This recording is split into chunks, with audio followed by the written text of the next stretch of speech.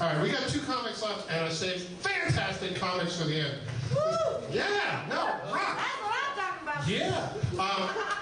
I had earlier tonight a female comic who said to me, you know, if you make me look really good in the introduction, I will do anything you want. And I'm an ethical man and a married man, so god damn, this next comic is fucking fantastic. She's the best thing you've ever seen in your life. Oh my god. Janice Hicks.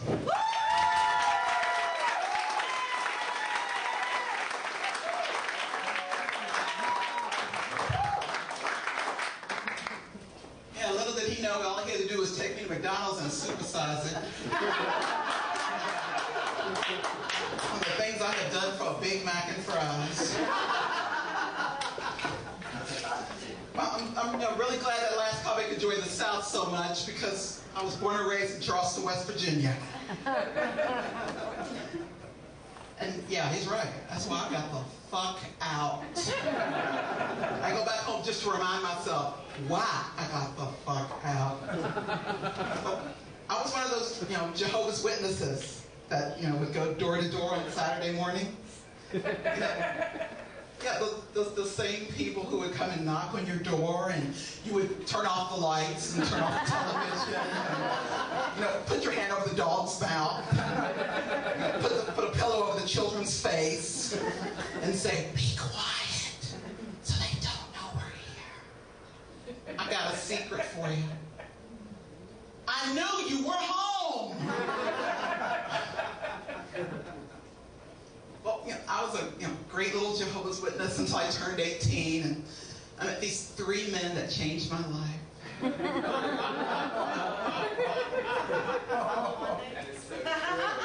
Jack Daniels, Jim Beam, and Jose Cuervo.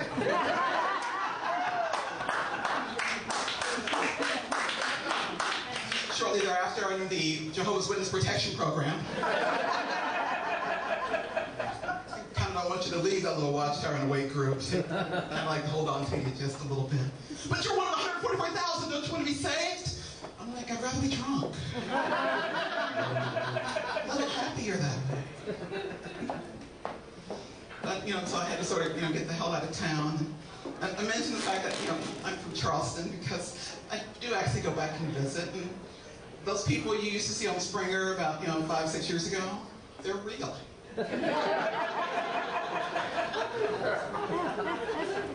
And I know them. A few of them I went to elementary school with. I would have gone to junior high with them, but they didn't make it that far.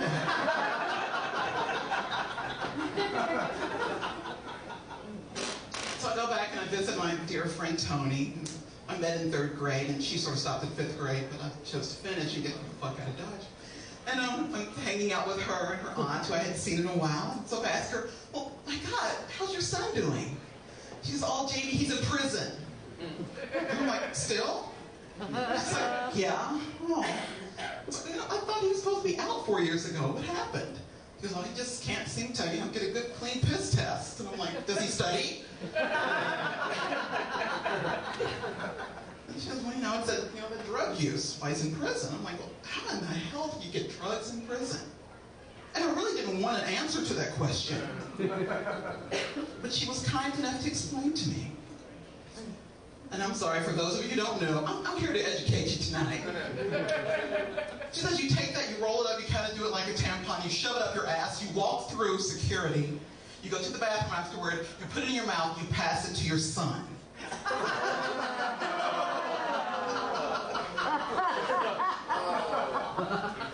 And I'm thinking, Georgina, I really want to know that.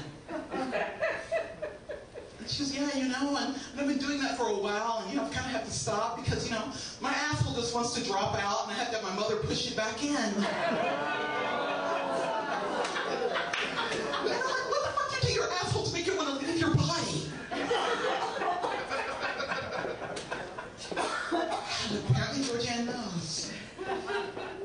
She doesn't understand why her daughter doesn't speak to her, and I think it had something to do with the fact that she was dating her daughter's husband. But that relationship didn't go well. He left her for a 12-year-old.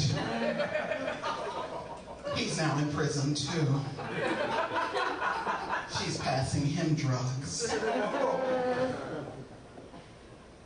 You wonder why I left? I thought not.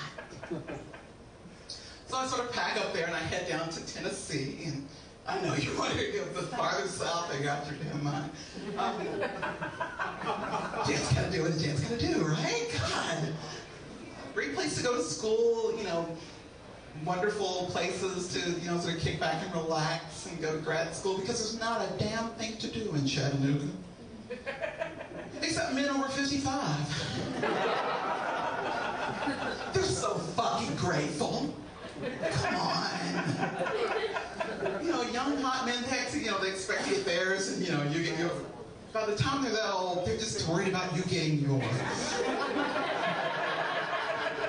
And if they happen to live through the experience, 2 points for you. But you know, only one time in your life did you have to drive your date to urgent care. Been there, done that. Not real good. Roll him over, pop him in the dually. Okay, it's a large truck for those of you not from the South who don't quite understand. Drop him down to like the urgent care, and the little woman's behind the desk, and she's sort of looking at you like, you know, why is your dress done on inside out? Could have combed your hair before you got here. And why don't you know his name? Why are you digging through the wallet looking for, you know, an ID? So you finally give her the ID, and she looks at you and says, so, shall we call his wife, or will you? I'm like, okay, I'll give her a call. Yeah. Who knew he had one? Who knew what his name was? Okay, so I'll move out west. And then, you know, you get out here, and women are so thin here. It's just not fair. Back home, I could hang out with 500-pound heifers, and I would be thin. And that's how it worked. And you get out here, and everybody, you know, eats right, and everybody exercises, and everybody, you know, does the right thing, and you got to, you know, compete with thin, pretty people. Damn. Hard life out here. You know, and then of course when you get older out here, you know, in your 20s, you're looking for, you know, the right one, and in your 30s, you're looking for that someone special, and in your 40s, you're looking for anyone. Because by the time you reach your 50s, you can't find no one. So I'm on that realm of, okay, been married, been divorced, been married, been divorced, single again. And dating is pretty difficult in LA. Everybody seems to want to go to a coffee shop. Oh, let's meet at Starbucks. Oh, let's go have coffee. Come on, go back, you know, down south. We go back, you have some Jack Daniels. You know, 3 or 4 shots later, he's starting to look really good. 5 or 6 shots later, his teeth seem to miraculously grow back.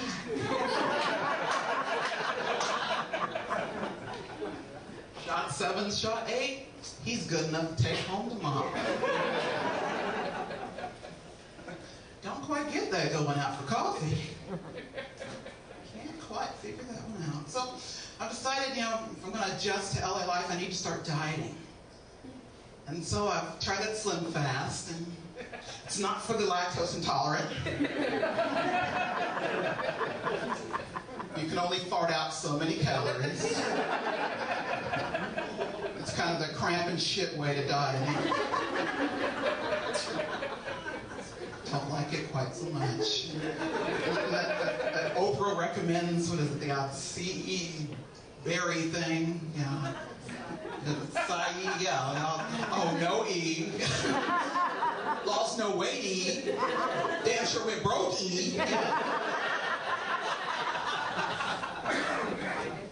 Didn't quite work for me E.